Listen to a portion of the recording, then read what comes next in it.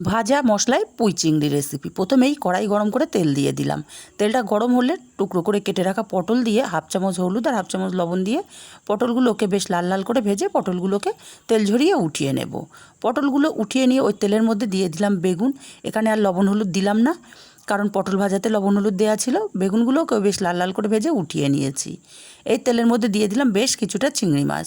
অল্প পরিমাণে লবণ আর হলুদ দিয়ে চিংড়ি মাছগুলোকে হালকা করে ভেজে নেব। চিংড়ি মাছগুলো হালকা ভাজা হয়ে গেলে তেল ঝরিয়ে উঠিয়ে নিয়ে এই তেলের মধ্যে ফোড়নে একটা শুকনো লঙ্কা ফাটিয়ে দিলাম, হাফ চামচ পাঁচফোড়ন দিলাম। তারপর বড় টুকরো করে কেটে রাখা আলু দিয়ে আলুগুলোকে বেশ লাল লাল করে ভেজে নিয়েছি। এখন এর মধ্যে দিয়ে দেব একটা পেঁয়াজ কুচি। আমি এখানে পেঁয়াজের ব্যবহার করছি, আপনারা চাইলে পেঁয়াজটা স্কিপ করতে পারেন।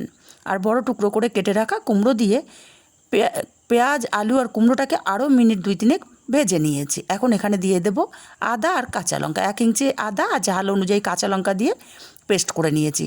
হাফ চামচ হলুদ আর হাফ চামচ লঙ্কার গুঁড়ো দিয়ে আর একটা টমেটো দিয়ে কুমড়ো আলুটাকে মশলার সাথে আরও মিনিট 2-3 কষিয়ে নিয়ে তারপর কেটে রাখা পুঁইশাকগুলো এখানে দিয়ে দিলাম।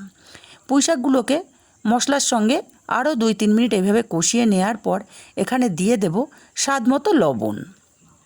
লবণটাকে দিয়ে পুঁইশাকটাকে আরও মিনিট 2-3 এইভাবে কষিয়ে নেব। তারপর এখানে দিয়ে দেব ভেজে রাখা চিংড়ি মাছগুলো। এই পর্যায়ে চিংড়ি মাছগুলো দিলে ভাজা চিংড়ি মাছের ফ্লেভারটা তরকারির মধ্যে খুব ভালো মতো ঢুকে যাবে। চিংড়ি মাছটাকে দিয়ে মিনিট খানিক এইভাবে নাড়াচাড়া করে নিয়েছি। এখন দিয়ে দেব পরিমাণ মতো জল, যাতে পুঁইশাক কুমড়ো আলুটা খুব ভালো মতো সেদ্ধ হতে পারে। খুব ভালো করে নাড়াচাড়া করে মিশিয়ে দেব।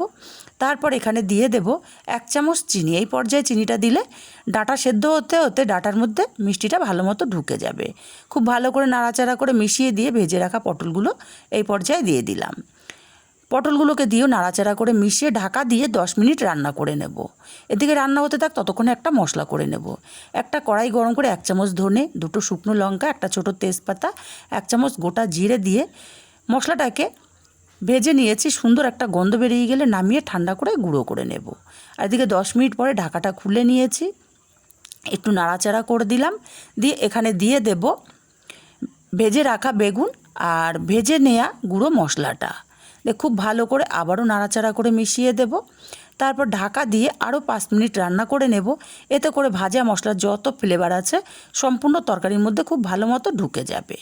5 মিনিট পর আবারও ঢাকা খুলে নিয়ে নাড়াচাড়া করে মিশিয়ে আমি নামিয়ে নিয়েছি।